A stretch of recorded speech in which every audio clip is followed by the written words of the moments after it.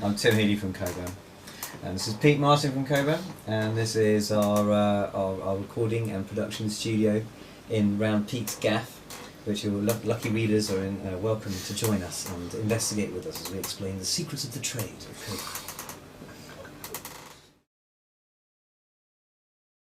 So what we've got here, we've got a loop, which is very raw at the moment, so forgive the way it sounds, but... I got a little machine, seems to keep you keen, if you know what I mean. And what we want to do is to knit the different parts of the track together. We want to take some chops from the vocal and the acoustic guitar and put it over the next section, which is this kind of dirty, fat loop, which is currently hiding somewhere on the screen. I think it's over here. We want to put some bits in there, so bits of vocal, but we're using it as a kind of percussive device. So we decided that we're going to use the MPC to chop it up, because we get some unpredictable results in that. So we bounce down the vocal, which we've got here. I got a little machine. So what we did, we do an internal bounce on that. I got a little machine.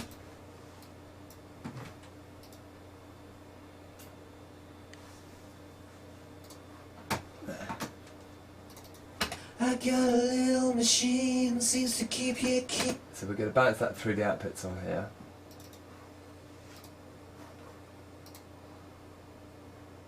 And then we're going to transform that. We're going to turn that into a WAV file, which is what the MPC reads best.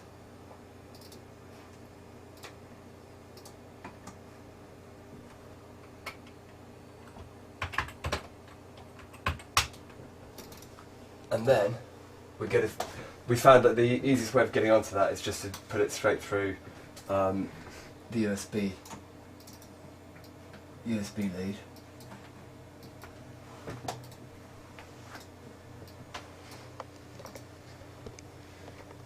Okay, so we just drag that across, and it's actually on there already, isn't it? So I was talking about earlier about Pete was explaining about how we take audio from there and shove it in here. It's not rocket science, but basically it allows you to. So that's our vocal line all chopped up in the MPC, which not only you can play and jam with, but you can also sequence up courtesy of this. And I can simply load in previously organised sequences and see what comes out the other side, and there's all kinds of maybe this one works. So that's just little chops of the vocal that we've done, applied to the previous hi-hat pattern that just sticks into the groove. And this just puts a groove on it that nothing else does, and you can jam along. And so on. There you go. It's a crash course in chopping out your vocals. So how did you get them all onto the individual pads though? It's a function in here. Okay. You just literally get the audio in, you hit a chop feature that it does it for you. It says, well, you have two options of how you chop it, and one of them is to chop it into, and you tell it how many segments, and would you like to apply it to a new program? Yes, and there you have it. So it's all done. So it's a very useful feature. Very so that's cool. loads quicker than doing it in software and stuff, obviously. No, I think Not if quicker. you're a wizard at doing it, if anything, this is a slight step backwards, because much as I love this machine, it has only 128 meg, but it makes you very, very much more precise about what you're doing. And I think computers can make you quite lazy, and because you can have infinitely long samples, you can apply them to anything and attach loads of extra data and audio than you need. And in fact, there was quite a discipline back in the day when you only had less than a meg of memory in a sampler, because you really made your noises count, and each one was very high quality. And another thing about making grooves on this rather than the computer is because you have almost infinite options on the computer as to where you can go and what you can process at any time. This makes you really think, right, well, I've just got in this snare and this clap and this hi-hat, now how am I going to use them? And put very simply, if you're working on a groove for 2 hours on your own at home or in here in the studio, you literally, it's going to be pretty good by the time you finish, because you just listen to those sounds only and you're making them fit within a 16 or 32 bar phrase. Whereas on here, I think, we can often write whole tracks before we actually, one of the last things we would do is actually make the groove really tight and all the fills and everything.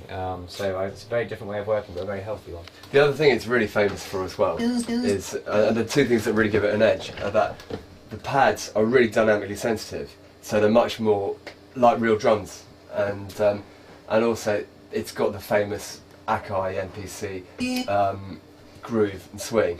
So it's just the way it quantizes beats. It's just different to how the computer does, and also the way that it actually makes the sounds as well.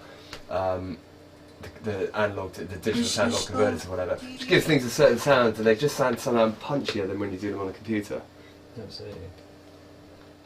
So you've recorded that back now just via audio? Yeah, what we do is then record that back into the computer, Okay. just so it's easy to have everything kind of stacked up on the computer. Basically what you do is you have this going, while that's in you can then jam away with your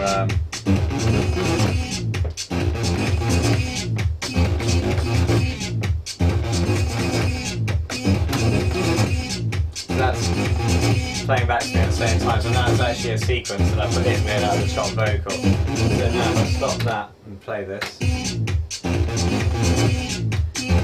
Of course you can do loads, you can attach loads of different things to these, you can attach loads of different features to the slider, including you can tune it.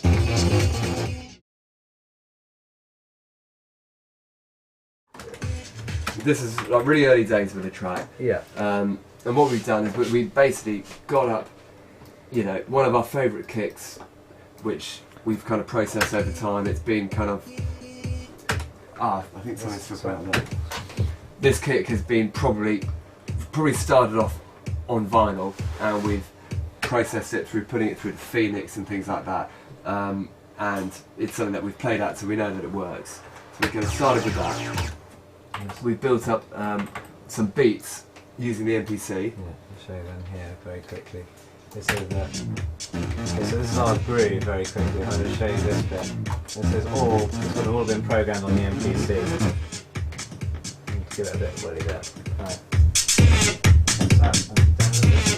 So yeah, that would all have been programmed on the MPC, and then we multi-track it onto the computer. But that's what the MPC is really good at, is that kind of organic groove that you probably never have come up with if you're just using Logic.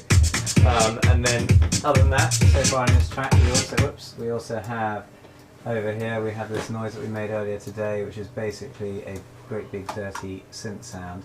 But again, this would sound very one-dimensional if it wasn't going through the Vulture, and as a result of being on the Vulture, We started off, we made it on the Jupiter. No, we didn't actually, it was a soft synth. yeah, so this is a computer synth. What synth was it? Very thin. Oh, it was one of the presets on the EXS analog banks. And basically, we're then just putting that through the Vulture and getting the distortion, and you get that kind of stadium-filling fuzz that you wouldn't otherwise get, you know.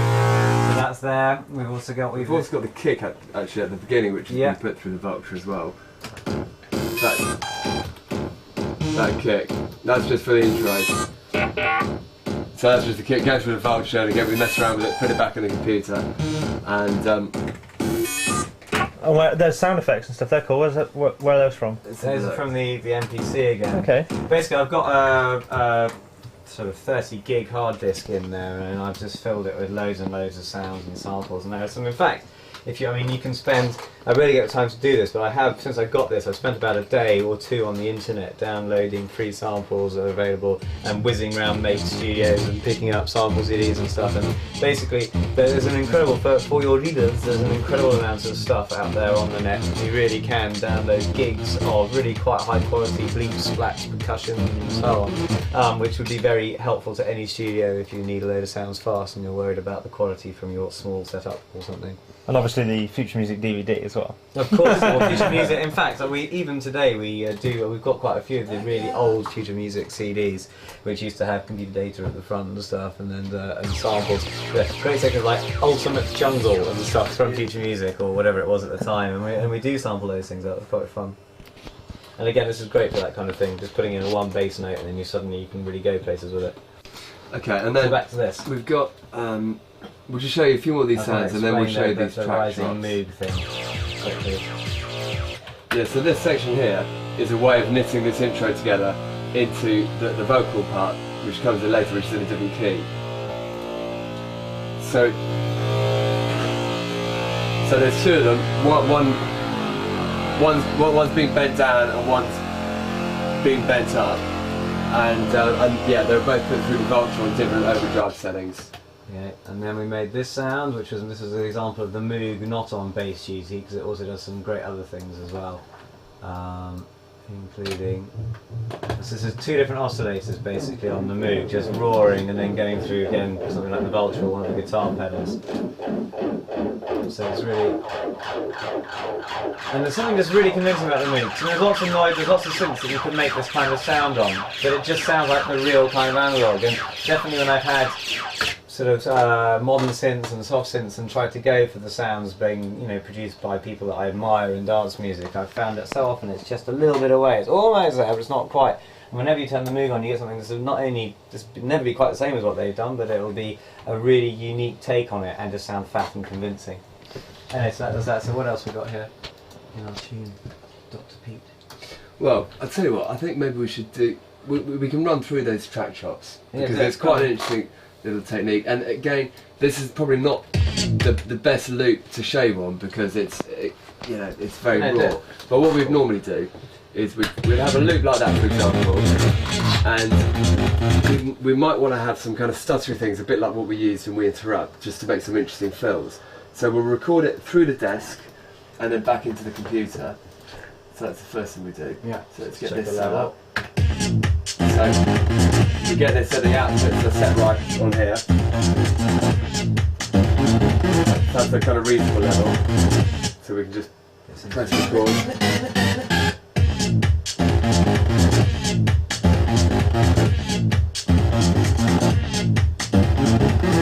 So we take that, we can normalise it. Make sure the beginning's tight, which it is. Select all and normalise, so that's a nice fat bit of audio.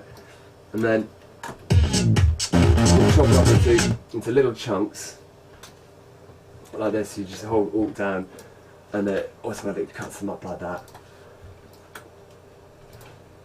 Then we're going to make these original parts so that we can put them all into the XS24 sampler. Which you can do by cunningly saving all of these as new audio files, and then if you're clever and you put them all in a nice new folder, we can just give them a strange name.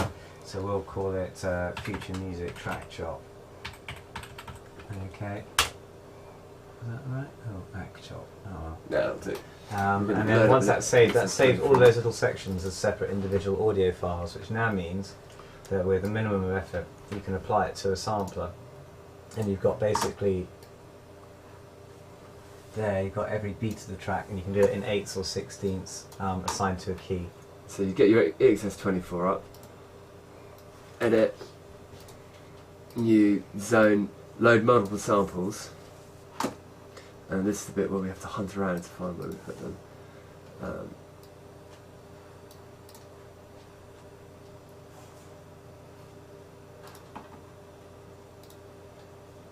Okay, here we go. Now, select all of these Future Music ones.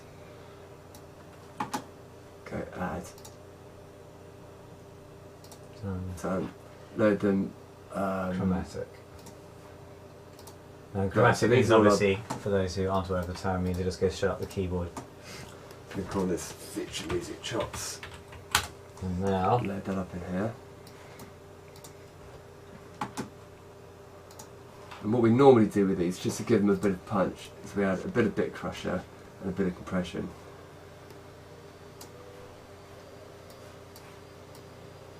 That's on the sampler channel. That's right, yeah. And also a little bit of low cut, because the overdrive can make it a little bit, and the compression can make it a bit waffly on the bottom end. So a little bit of low cut as well. And also we don't want it to necessarily be competing with the kick, the bass. So then you've got there's a nice little hits like that, which you can then sprinkle into the track. yeah, so if you're playing the track.